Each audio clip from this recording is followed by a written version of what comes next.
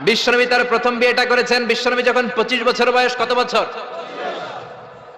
বিয়ে করলেন? সাইয়্যিদাতুনা খাদিজা রাদিয়াল্লাহু তাআলা আনহাকে। উনার বয়স তখন কত ছিল? Can you imagine? আপনি কি কল্পনা করতে পারেন একটা পুরুষ যদি নারী লোভী হতো, নারী পিয়াসী হতো, যেখানে মক্কার নারীরা বিশ্বনবীর জন্য পাগল পাড়া, এরকম সুদর্শন হ্যান্ডসাম স্মার্ট যুবক মক্কাতে দ্বিতীয়টা ছিল না। কোন সুবহানাল্লাহ। এরকম সুদর্শন শক্তিশালী যুবক বিশ্বনবী বলতেন, আমার এক হাতের মধ্যে 40 জন জান্নাতি লোকের শক্তি ঢুকিয়ে দিয়েছে কে? বিশ্বনবী তার প্রথম বিয়েটা করলেন 25 বছর বয়স। প্রথম বউয়ের নাম ছিল খাদিজা, বয়স হলো 40 হলেও হতো। তার আগে বিয়ে হয়েছে দুইটা, মানে দুইবার তালাক খাইছে, অনেকগুলো বাচ্চা জন্ম দিয়েছে, একেবারে প্রৌঢ়া বয়সের বার্ধক্যে উপনীত হয়েছে। 40 বছরের বার্ধক্যে উপনীত হওয়া একজন প্রৌঢ়া নারীকে বিয়ে করলেন বিশ্বনবী, 25 বছরের যুবক। সুবহানাল্লাহ। 25 বছর বয়সে বিয়ে করলেন, আবার তার সাথে 25 বছর সংসার করলেন। বিশ্বনবীর 50 বছর বয়সের আগ পর্যন্ত বিশ্বনবী দ্বিতীয় বিয়ে করে না। আল্লাহু আকবার।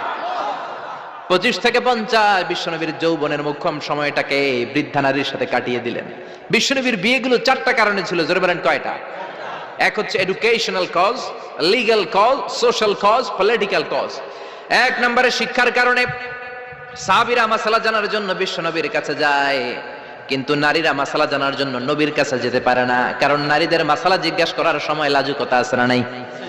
বিশ্বনবীকে আল্লাহ বললেন, ও নবী আপনি বিয়ে করেন, আপনার কাছে কোনো নারী এসে মাসালা জিজ্ঞেস করার দরকার নাই, আপনার বউয়ের সংখ্যা এত বেশি হবে, সব নারীরা এসে আপনার বিবির কাছ থেকে মাসালা জেনে জেনে ইসলাম মেনে নিবে গো নবী। আল্লাহু আকবার।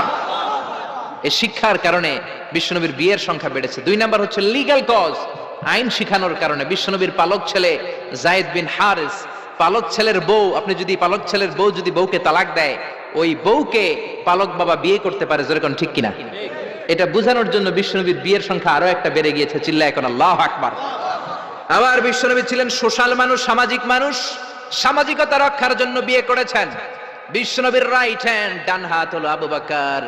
আবু বকরের মেয়েকে বিয়ে করে বিশ্বনবী আবু বকরকে শ্বশুর বানালেন। বিশ্বনবীর লেফট হ্যান্ড হলেন ওমর।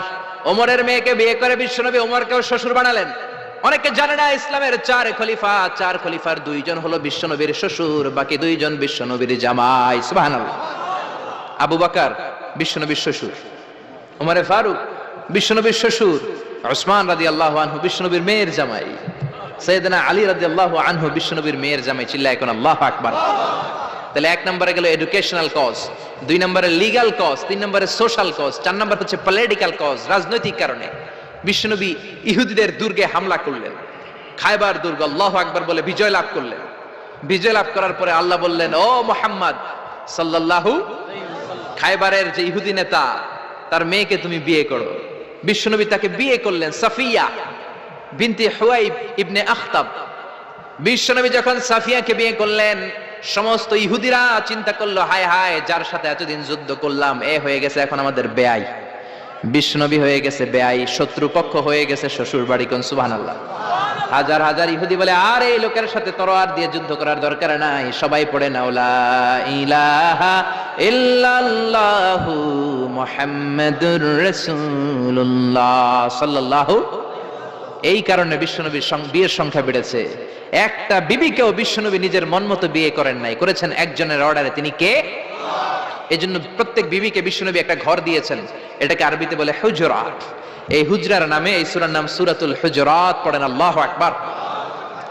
এটা মাদানী সূরা। এখানে আল্লাহ তাআলা আমাদেরকে কিছু সোশ্যাল নরমস শিখিয়েছেন, সামাজিক রীতিনীতি শিখিয়েছেন। এই সূরাটাকে বলা হয় সূরাতুল আখলাক, চরিত্র গঠনের সূরা। সোশ্যাল এন্ড এথিক্যাল কিছু অ্যাটিটিউডস শেখানো হয়েছে, দ্য সোশ্যাল অ্যাটিটিউডস ইন ইসলাম। সমাজে সামাজিক কিছু রীতিনীতি আছে না নাই? আমাদের সমাজে আজ কোনো শান্তি নাই, ভাইয়ে ভাইয়ে মারামারি, বন্ধু বন্ধুতে কোপাকুপি, ফ্যামিলিতে ঝগড়া আছে না নাই? এই সূরাটার কেন্দ্রীয় আলোচ্য বিষয় হচ্ছে to ensure a peaceful society by practicing some rules and regulation.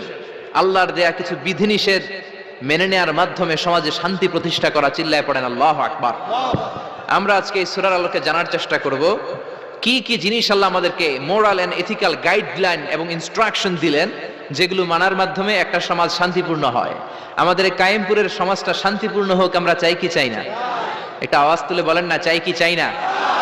আমরা সবাই চাই। তাহলে আসেন সূরাতুল হুজুরাতে আল্লাহ কি বললেন আমরা শোনার চেষ্টা করি। আল্লাহ শুরু করলেন, ইয়া আইয়ুহাল্লাযীনা আমানু লা তুকদ্দিমু বাইনা ইয়াদাইল্লাহি ওয়া রাসূলিহি ওয়াত্তাকুল্লাহ ইন্নাল্লাহা সামিউন আলীম। আল্লাহু আকবার। আল্লাহ বললেন, ও ঈমানদাররা শোনো শোনো, খবরদার আল্লাহ আল্লাহর রাসূলের চেয়ে বেশি বুঝো না। Don't be advance before your lord and messenger. Allah আল্লাহর রাসূলের দেয়া বিধানকে তোমরা টপকে যেও না। আল্লাহ আল্লাহর রাসূল যেটা বলেছেন সেটাই ফাইনাল, ঠিক কি না? নাকি আল্লাহ আল্লাহর রাসূল কথা বলার পরে আমাদের কথা আছে?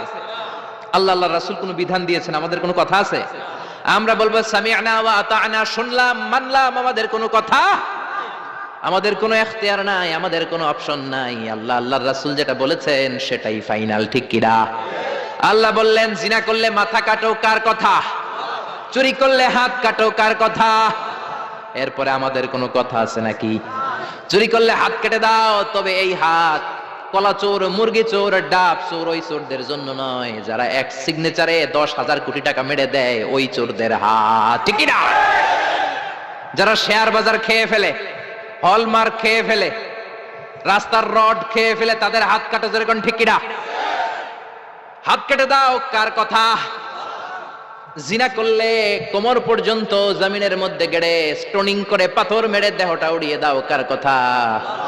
নামাজ না পড়লে 5 বেদ দাও, কার কথা? আল্লাহ আল্লাহ রাসূল যখন এই কথা বলেছেন, তারপরে আমাদের নিজেদের কোনো কথা আছে নাকি? আল্লাহ বললেন, ওয়ামা কানা লিমুমিনিন ওয়ালা মুমিনাতিন ইযা কাদাল্লাহু ওয়া রাসূলুহু আমরান আইয়াকুনা লাহুমুল খিয়ারাতু মিন আমরিহিম। আল্লাহ আল্লাহ রাসূল যখন কোনো ডিসিশন দেয়, ওই ডিসিশনই ফাইনাল। মুমিনদের ওই ডিসিশনের পরে নিজেদের কোনো ডিসিশন দেওয়ার সুযোগ থাকে? এজন্য ইসলাম আমরা রাসূলের কাছ থেকে শিখবো। বিশ্বনবী যতটুকু শিখিয়েছেন ততটুকু ইসলাম। বিশ্বনবী মাগরিবের সালাত পড়েছেন 3 রাকাত, আমরা যদি পড়ি 5 রাকাত, কবুল হবে নাকি? জোরে বলেন, হবে?